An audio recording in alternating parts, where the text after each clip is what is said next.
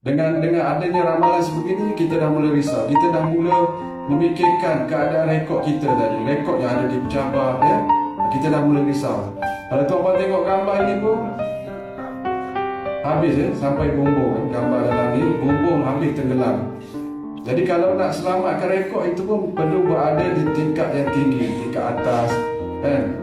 Jadi ini yang apa ni? Kita peka dengan ramalan banjir besar ni. Okey. Tuan-tuan rasa macam mana kalau ada ramalan macam ni, ramalan banjir besar ni? Rasa macam risau ataupun rasa macam dah bersedia? Agaknya dah bersedia atau belum? Tapi banjir yang berlaku pada tahun ini, alhamdulillah, bila kita tengok pengulas semasa banjir tu, dia memberi contoh keadaan di Kelantan, di mana kita dah sentiasa alami banjir tiap-tiap tahun. Jadi selalunya kita dah sentiasa berada dalam siap siaga, kan? Mana kita dah bersedia. Tapi kita nak ingatkan lagi, kalau ada yang fire di tempat yang rendah, dah boleh mula menggerakkannya ke atas, ya. Dah boleh mula memindahnya ke atas. Okey. Dan kita perlu menyediakan pelan tindakan bencana, membentuk pasukan bertindak bencana. Ini telah diterangkan oleh Puan Hafizah tadi, membuat analisa risiko. Kalau analisa risiko di sini, maknanya yang paling dekat dengan kita banjir lah, banjir. Tapi mungkin juga Tuan Pengarah, boleh share juga tentang kebakaran, ya. Kita risau juga, sebab bencana kebakaran pun boleh memusnahkan rekod kita, ya.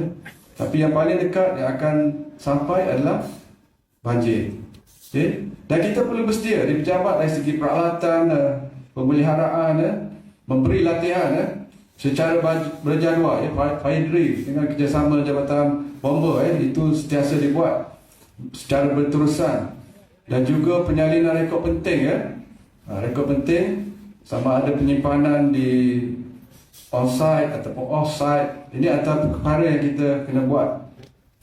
Okey, kita masuk kepada agensi terkesan bencana rekod di negeri Kelantan, yang terbaru berlaku tahun ini, bulan Julai 2022. Dia bukan banjir, tetapi paip pecah. Maknanya kalau kita menilai risiko paip pecah, dia boleh menyebabkan bencana kepada rekod, kan?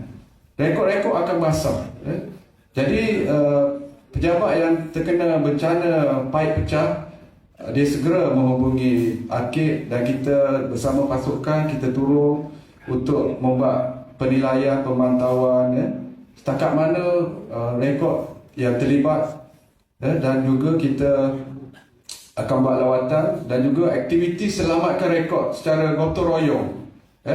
Ada kita bersama dengan pejabat membuat gotong royong, memberi khidmat nasihat, kaedah macam mana menyelamatkan rekod. Dia macam kejadian paip pecah ni, dia kadang-kadang dia basah. So simple cara kaedah yang mudah lah. Contoh menggunakan iron, menggunakan kipas, kan? Sebab file tersebut masih boleh digunakan lagi lah, kan? Sebab dia cuma basah. Okay? Jadi kita kena, di sini kita kena tengok. Okey, satu lagi kita tengok, baru berlaku Klinik Kesihatan Kubang Kual 27 Februari 2022, kan? Ada daripada klinik kat sini, kan, yang datang. Klinik ni bila kita sampai, dia tenggelam, kan? Dia berada di kawasan rendah, okey, tenggelam. Jadi biasanya pihak ARKID ni bila dimaklumkan, kita kadang-kadang menghadapi masalah juga nak sampai ke lokasi. Nak sampai, kan, sebab kita tidak ada bot dan sebagainya. Tapi yang ni kita boleh sampai sebab air dah agak surut. Tetapi bila kita sampai ke klinik ni, masih tak boleh nak buat kerja-kerja menyelamat. Sebab di dalam klinik ni masih dipenuhi air. So hari pertama kita pergi cuma ambil gambar, dan kita bagi tahu dari file tu perlu dipindahkan ke tempat yang tinggi, dan kita kena tunggu beberapa hari kemudian, apabila air dah surut, barulah boleh buat kerja-kerja pemeliharaan. Mana dia mengambil masa. Okey. Jadi itu kalau tuan-tuan tengok gambar ni, bermakna nak tak nak kita kena terus mengambil tindakan dengan memindahkan file-file di tempat yang rendah ke tempat yang tinggi. So inilah dia apabila kita kumpulkan rekod-rekod yang basah, kan, dia untuk membuat proses pengeringan. Jadi kita perlu tunggu klinik tu kering, kering dulu, kan. Kerja-kerja pembersihan klinik perlu dibuat, barulah kita boleh fokus kepada rekod. Ini proses yang berlaku. Ini antara kerja-kerja yang dibuat bersama, Arkib dengan klinik lah. Kita bersama-sama gotong royong mengeringkan rekod-rekod yang basah, dan dia ini boleh digunakan lagi lah. Dan apabila ruangan dalam dia dah kering, kita dah boleh guna, barulah kita boleh masukkan file-file yang di luar tadi untuk proses pengeringan seterusnya. Terpaksa kita susun file-file rekod-rekod. So ini satu kerja yang perlu dibuat. Sebab tu kita lebih fokus kepada memberi awareness lebih awal, kesedaran lebih awal. Maknanya kalau pejabat kita di tempat yang rendah ataupun rekod di tempat yang rendah, kita perlu terus menyimpan di tempat yang tinggi. Seterusnya ini kejadian tahun 2018. Bencana apa agaknya tuan-tuan kalau macam ni? Anai-anai. Jadi pejabat ni dia diserang oleh anai-anai. Maknanya bencana yang boleh merosakkan rekod ni banyak jenis, kan. Anak-anak pun boleh merosakkan rekod kita. Kalau ikut bilik file diserang anak, dia mempunyai kronologi bagi pejabat ini. Dia bermula pertama pada tahun 2018, satu rak diserang. Jadi bila satu rak diserang, dia pindahkan kepada rak kedua. Tapi selang beberapa bulan selepas itu, rak kedua tersebut pun diserang juga oleh anak-anak itu. Dan selang beberapa bulan seterusnya, masih ada lagi anak-anak di pejabat tersebut. Dan usaha dibuat.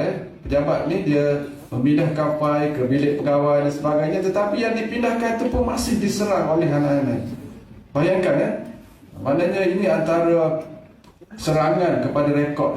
Jadi kita perlu membuat rawatan.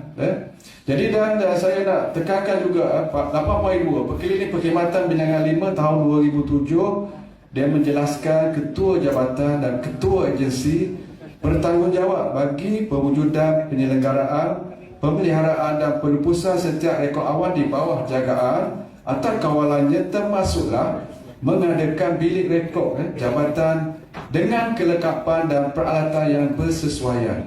Jadi kita gunakan perkeliling ini supaya bilik rekod yang ada di pejabat tu kita kena lengkap dan sesuai. Maknanya kalau contoh masih menggunakan rak kayu dan sebagainya yang lama-lama, so dia mempunyai anai-anai yang boleh merosakkan file. Jadi ini antara yang kita boleh buat apabila anai-anai menyerang adalah rawatan tanah untuk membasmi anai-anai. Keseluruhan kawasan tu kita perlu buat rawatan, kan. Kita boleh panggil pest control untuk membuat rawatan. Dia akan datang, dia akan tebuk lubang di tapak dan juga menyembuh racun untuk merawat keseluruhan kawasan tu. Sebab kalau setakat kita pindah file daripada satu tempat ke satu tempat, anak-anak itu tak hilang, dia masih ada bersama, dan dia akan terus selamatkan atau tidak. Maknanya kami akan turun dan membuat penilaian, mana rekod yang boleh diselamatkan, kita akan selamatkan. Tapi kalau tidak, maka satu kaedah lain perlu dibuat. Contohnya memberi kelulusan khas pada rekod-rekod yang terkena bencana. Di sini pihak kami ingin menyeru supaya segera memindahkan rekod ke kawasan yang tinggi. Sebab saya mendapat info masih ada lagi file-file yang diletakkan di lantai, bila dibuat kursus dan sebagainya, kita tanya masih ada lagi.